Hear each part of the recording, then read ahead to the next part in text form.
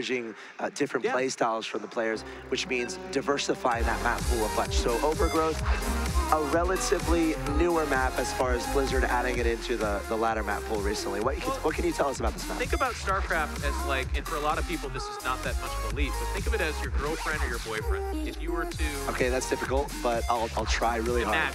Use your imagination. If you were to play or wear the same clothes all the time, it would be really boring eventually, and probably dirty. And then there's hygiene issues, of course, as well. Yes. You always think about health. But by changing it up all the time, you're keeping it fresh, you're keeping it new.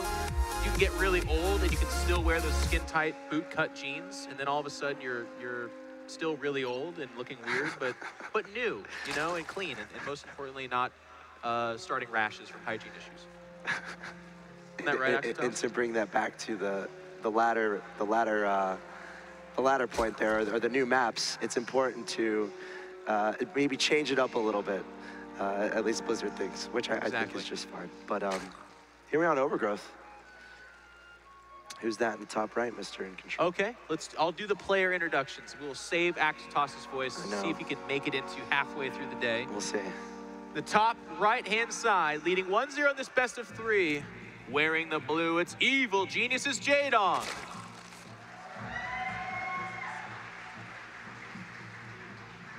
And his opponent, with some flashy, cool play, needing to close out a win here to get to that game number 3. It is the Metrosexual State Prime.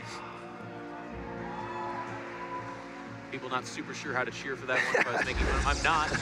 Yesterday I said, State, you're looking very metrosexual, and he thanked me. He said I was going for that, and he's pulling it off at pro gamer level, I feel. So for those in the audience who are watching that might be confused by that term, can you paint us a little picture of... Yes. Okay. People from the city are very fashionable and not as rugged.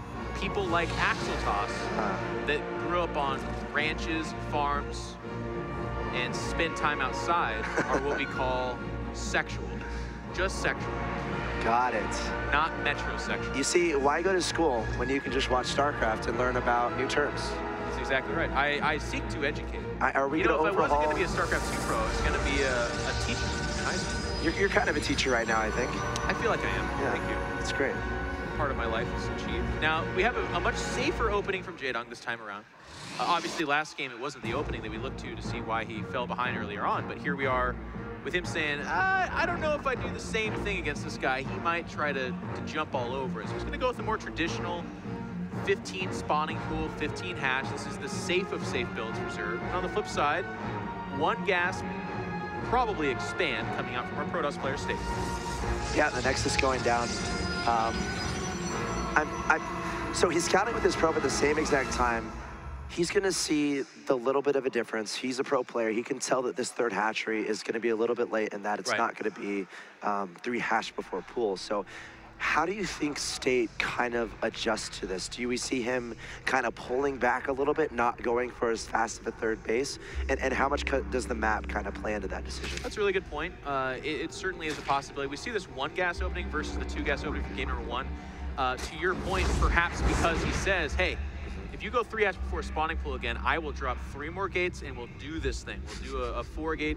Even with the expand, it's still very hard for Zerg to hold off. It's going to be mostly lings and queens, and if the fight continues on long enough, you'll eventually see roaches for the most part. But as we can see here, to your point, State is going to see the timing of that hatchery and say, no, I'm not entirely sure that I want to try that. He's even going to sneak a probe out here, but unfortunately it gets scoped out by this Overlord. We missed it on camera, but it was the lower left-hand side one. It was making its way around the minerals because it wanted to be sneaky, but that Overlord right there, that big fat jerk, he saw everything.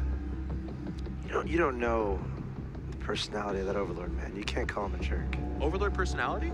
Yeah, man. Are you kidding me? You've never had a... I've been spending years with Overlords. I've been since I was 12 years old. Really? Yeah. They're slow.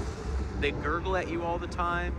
You want them to stick around longer than they do. When they die like a zit. I mean, what is there to defend their... Did you ever really get to know your Overlord friends, though, Jeff? No.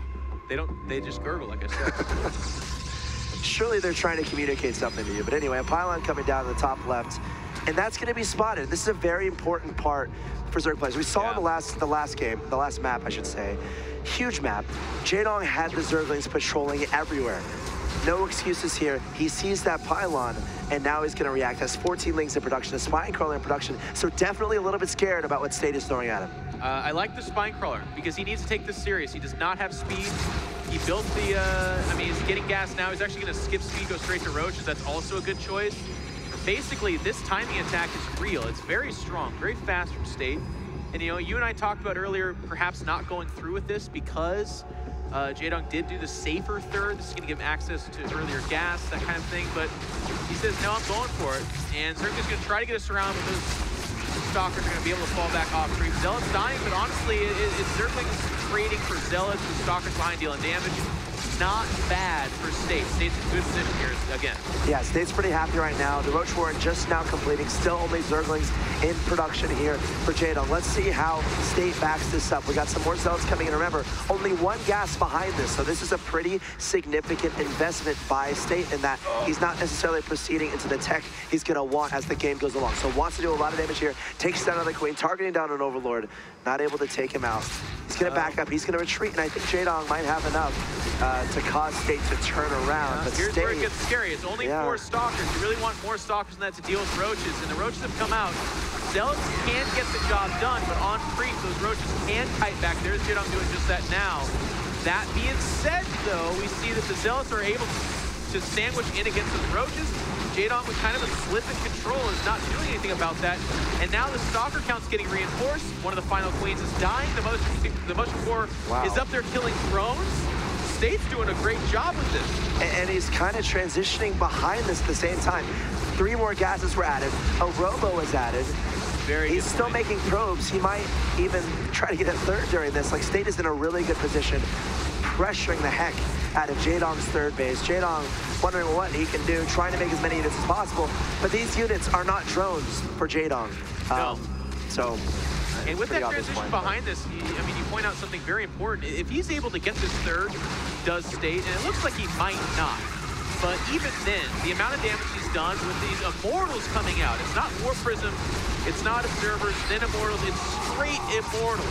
You need to have answers to that. Things like huge amounts of Roaches or Hydras or huge amounts of Speed Links, but all of which Jaedong does not really have access to because, as you said, it's not drones coming out. It's more units just trying to survive. State is carving out for himself a fantastic position. So he's definitely going for a 2-base.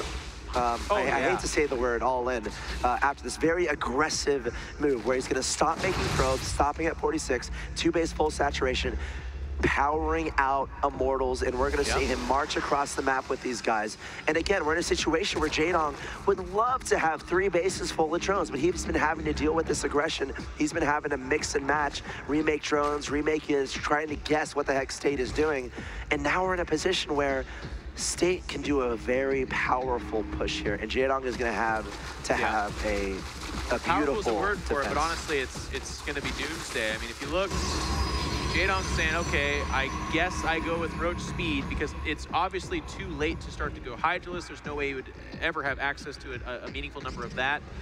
And even then, I mean, look at this. It's 3 Immortals with, I believe, a 4th. No, it's not going to be a 4th, or is there a 4th up there? No, it's 3 Immortals. With 3 Immortals, pack a punch. They're super powerful. War Prism coming out behind us just to make sure he has access to that. And to make matters worse, Jaedong going to get caught here with these slow Roaches. He needs to try to tuck tail and run, but it might not be enough. Every unit is so important here for Jaedong. He knows what's going on at this point. He's throwing down 2 Spine Crawlers, making nothing but Roaches and Lings. He doesn't have Circling Speed, which is going to make this very difficult to defend. These Roaches might get trapped. Yeah, it's a foregone conclusion. They're trapped. He's going to get a couple sentries for his effort, and he's buying time, which is as close as I can get turning this crown upside down. For the most part, that was 9 or so Roaches dead for 3 Force Fields, 2 sentries, which is, you know, okay, but as you said, every unit counts. It's Jaedong that's behind the units right now. It's Jaedong that can't afford to be losing units. Every single unit has to go do something super important. Jaedong just trying to buy time at this point, but this army from State is just not getting any smaller.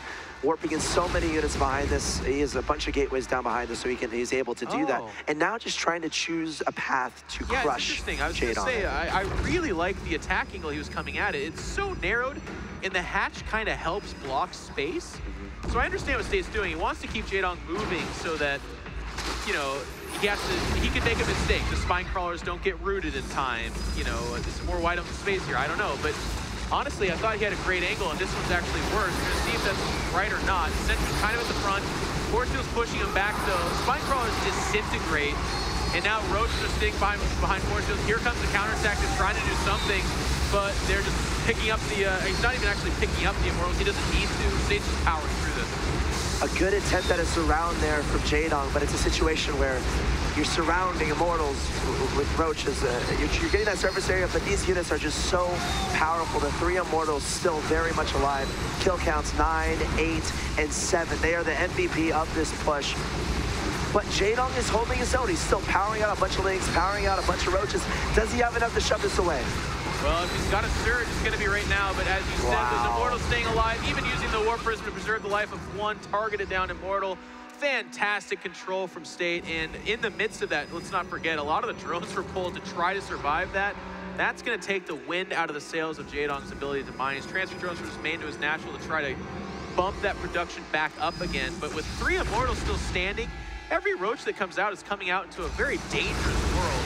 Jaedong's gonna make another shove of it. Zealot's getting sandwiched up there though. And again, the Immortals are untouched. Jaedong falls and State ties up the series. We got a series on our hands, ladies and gents.